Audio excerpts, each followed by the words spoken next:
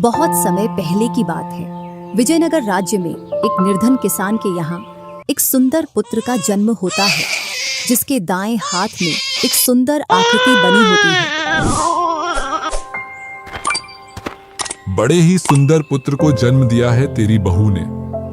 जी दादा। जा, पंडित जी को बुला ला, तेरे पुत्र का नामकरण कर जाएंगे। जी रामू दादा। इतना सुन किसान पंडित जी को बुलाने के लिए चल देता है और पंडित के घर पहुंचकर, पंडित जी। हाँ भाई हरिया, इतना परेशान क्यों हो रहा है? आज हमारे घर पर पुत्र रत्न की प्राप्ति हुई है, बस उसी का नामकरण के लिए आपको बुलाने आया हूँ। चलो फिर, इससे शुभ और क्या होगा। दोनों किसान के घर की ओर चल देते हैं। दोनों घर में प्रवेश कर जाते हैं और पंडित चटाई पर बैठ जाता है। किसान अपने बालक को पंडित के पास ले आता है। बड़ा ही सुंदर पुत्र है हरिया तुम्हारा। इसका राशि का नाम राज है, क्योंकि जब यह 18 वर्ष का हो जाएगा तब इसका विवाह राजकुमारी से होगा। पंडित वहां से निकल जाता है। गांव में इस बात की बहुत चर्चा होती है कि हरिया के लड़के का विवाह 18 वर्ष की उम्र में राजकुमारी से होगी। लेकिन गांव के लोगों को पंडित की इस बात पर विश्वास नहीं होता है। तभी विजयनगर का भ्रमण करने के लिए एक बहुत ही विद्वान साधु उस राज्य में आते हैं। तब उन्हें पता चलता है कि उस बालक के बारे में चर्चा ज्यादा चल रही है, तो वह उसे बालक से मिलने के लिए उस गांव में जाते हैं। उस बालक को इन महान साधु के सामने लाया जाता है। साधु उस बालक को देखकर आश्चर्यचकित हो जाते हैं। जो इस बालक के बारे में पंडित जी ने बोला था वह अटल सत्य है।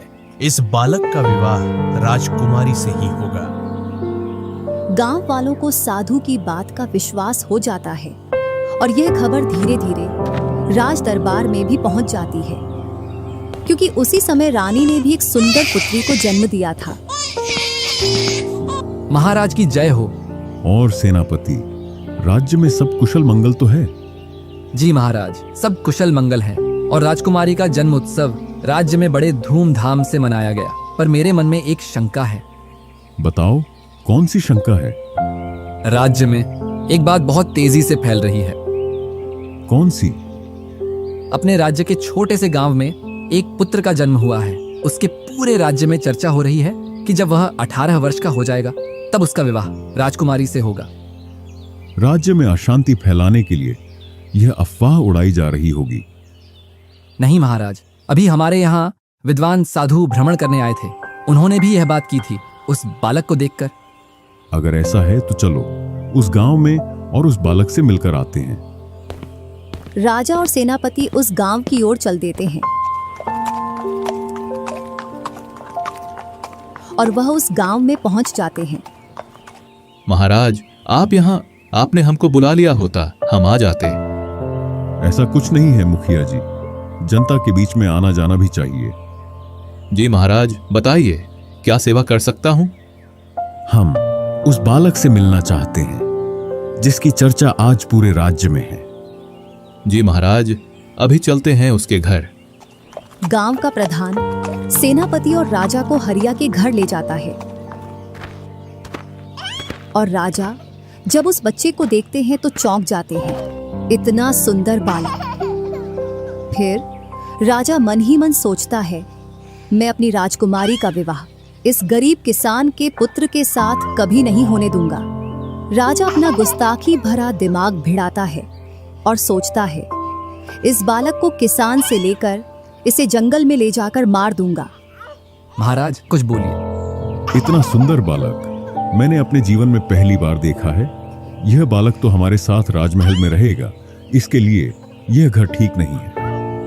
नहीं मालिक, ऐसा मत बोलिए, हम हमारे बच्चे को कहीं नहीं जाने देंगे। राजा जैसे तैसे उस किसान और उसकी बहू को कुछ धन देकर मना लेता है। राजा उस बच्चे को लेकर जंगल की ओर चल देता है। चलते चलते वह एक बहुत ही घने जंगल में पहुंच जाता है और वहां जाकर रुक जाता है। वह उस बच्चे को एक बड़ी सी लकड़ी पर रख देता है और अपनी तलवार निकालकर इस बच्चे पर वार करने जाता है। अरे महाराज रुकिए, ये क्या अनर्थ कर रहे हो? मैं अपनी पुत्री का विवाह कभी इससे नहीं होने दूंगा, इसलिए इसकी मृत्यु करना ही सही है। नहीं महाराज, अगर प्रजा को यह मालूम चल गया कि आपने एक मासूम बच्चे की जान ली है तो प्रजा आपको कभी माफ नहीं करेगी। तो मैं इसका इंतजार करूं कब बड़ा हो और यह राजकुमारी से विवाह करे? नहीं महाराज, इसको ऐसा ही जंगल में छोड़कर चलते हैं। जंगली जानवर इसको वैसे ही मारकर खा जाएंगे, जिससे इसकी मृत्यु भी हो जाएगी और हमारे ऊपर इसकी हत्या का आरोप भी नहीं आएगा। राजा सेनापति की बात मानकर उस बालक को जंगल में छोड़कर राज्य की ओर निकल जाता है।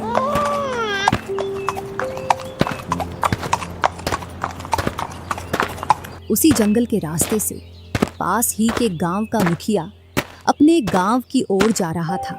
जैसे ही वह बीच जंगल में पहुंचता है तो उसको एक बच्चे की रोने की आवाज आती है। अरे बच्चे की आवाज? वह अपने चारों ओर देखता है, उसको कुछ नहीं दिखाई देता। जंगल है, इसमें कहां से बच्चा आएगा? लगता है मेरे ही कान बज रहे हैं। वो थोड़ा और आगे बढ़ता है, फिर से बच्चे की रोने की आवाज आती है और फिर उसका मन नहीं मानता। वह उस दिशा में जाता है जिस दिशा से बच्चे की रोने की आवाज आ रही होती है। उसको एक बड़ी सी लकड़ी पर एक बच्चा दिखाई देता है। वह उसे उठा लेता है और बोलता है, कैसा जमाना आ गया है, बच्चों को जंगल में छोड़ जाते हैं। ईश्वर, कैसी तेरी लीला, जिसको चाहिए उसको नहीं देता और जिसको नहीं चाहिए उसको दे देता। मुखिया की कोई संतान नहीं थी। उसे बच्चा पाकर वह बहुत खुश होता है और खुशी खुशी अपने गांव की ओर चल देता है।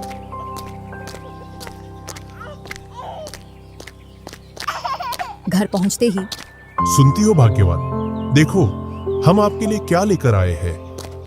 मुखिया की पत्नी एकदम घर से बाहर निकलती है और देखती है मुखिया के हाथ में एक बहुत ही सुंदर सा बच्चा है। ये किसका बच्चा उठा लाए आप? ये किसी का बच्चा नहीं है, ये बच्चा तो मुझे जंगल में मिला।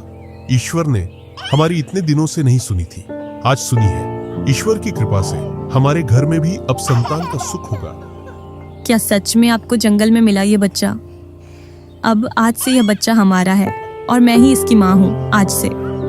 मुखिया की पत्नी बहुत ही खुश होती है और वह उस बच्चे को मुखिया से लेकर घर में ले जाती है। धीरे धीरे समय गुजरता गया।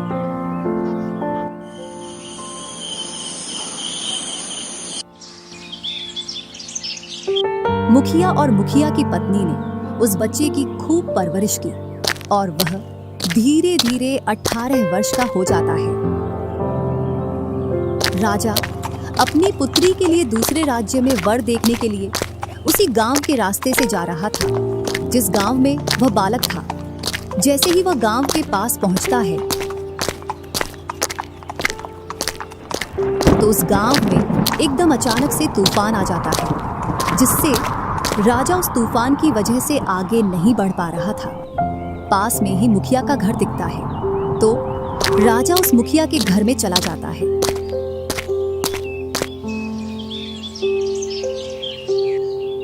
मुखिया के घर में एक सुंदर युवक को देखकर राजा चौंक जाता है। क्या यह तुम्हारा बेटा है? ये तो बहुत ही सुंदर है।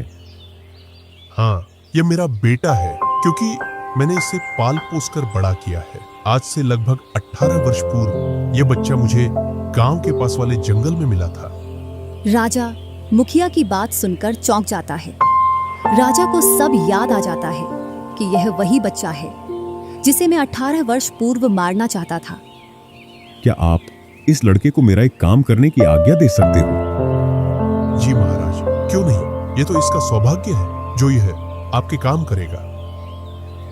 दरअसल मैं रानी के पास एक पत्र भिजवाना चाहता हूँ। यह पत्र बहुत ही जरूरी है। इसके बदले में आपको सोने की मुद्राएं दूंगा। मुखिया भेजने के लिए तैयार हो जाता है और वह लड़का भी जाने के लिए तैयार हो जाता है। राजा ने एक पत्र लिखकर उसको मुहर बंद करके उस लड़के को दे दिया। लड़का वह पत्र लेकर राजमहल की ओर चल देता है।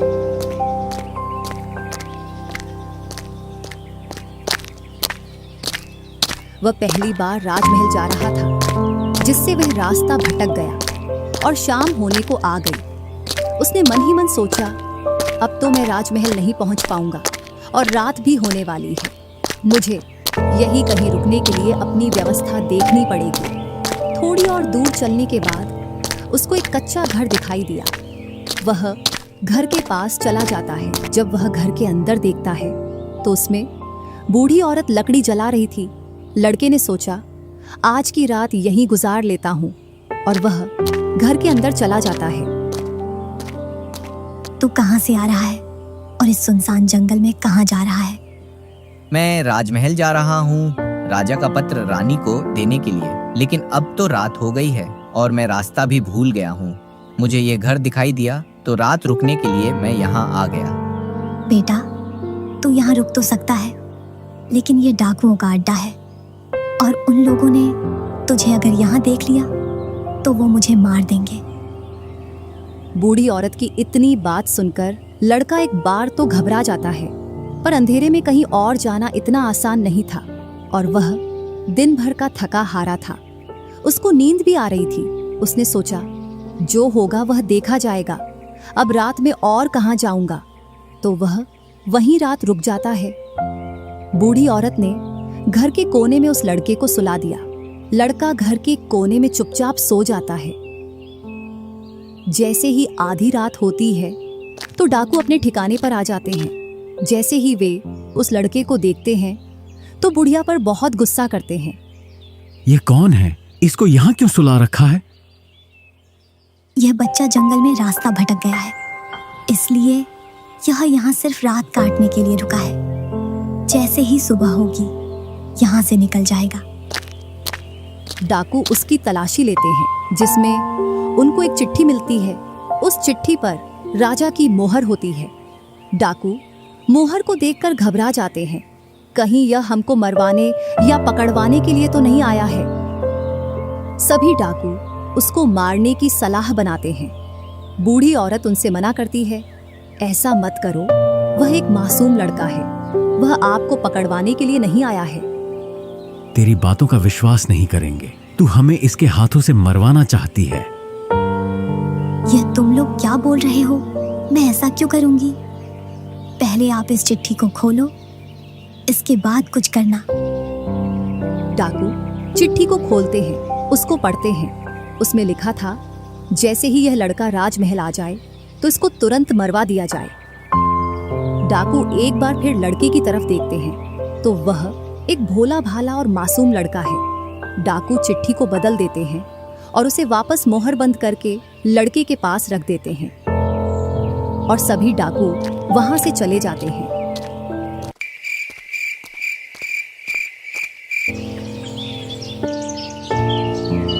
जैसे ही सुबह होती है तो वह राजमहल की ओर चल देता है।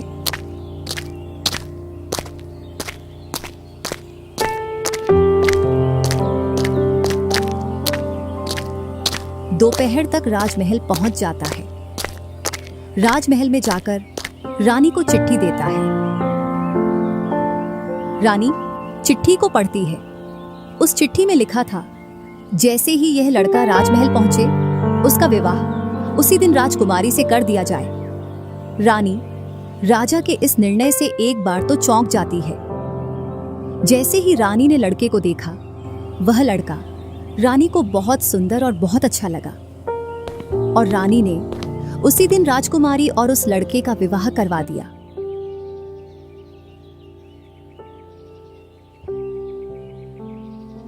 वह लड़का राजकुमारी के साथ खुशी खुशी राजमहल में रहने लगा।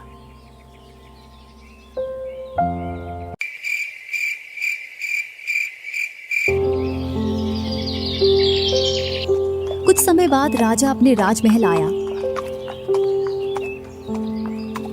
तो वह उस लड़के के बारे में जानना चाहता था कि उस लड़के के साथ क्या हुआ है। राजा ने रानी से पूछा, उस पत्र वाले लड़के का क्या हुआ? आपके कहे अनुसार उस लड़के का विवाह अपनी पुत्री से कर दिया। राजा इतना सुनकर बहुत गुस्से में आ जाता है। जिस बात को वह नहीं होना देना चाहता था, आखिर वह हो ही गई। राजा अपने राज दरबार में सभा बुलाता है और उस लड़के को दंड देता है। तुमने हमारे साथ छल किया है। नहीं महाराज, हमने आपके साथ छल नहीं किया है। पर जो हमने तुम्हें मरवाने वाली चिट्ठी दी थी वह कैसे बदल गई? महाराज, जैसी चिट्ठी आपने दी थी वैसे ही चिट्ठी मैंने महारानी को लाकर दे दी थी। उसके साथ मैंने कोई छेड़खानी नहीं की थी। बस रास्ते में एक जगह रात जरूर रुका था, इसके अलावा और कहीं मैं रास्ते में भी नहीं रुका था। तुमने मेरे साथ विश्वासघात किया है।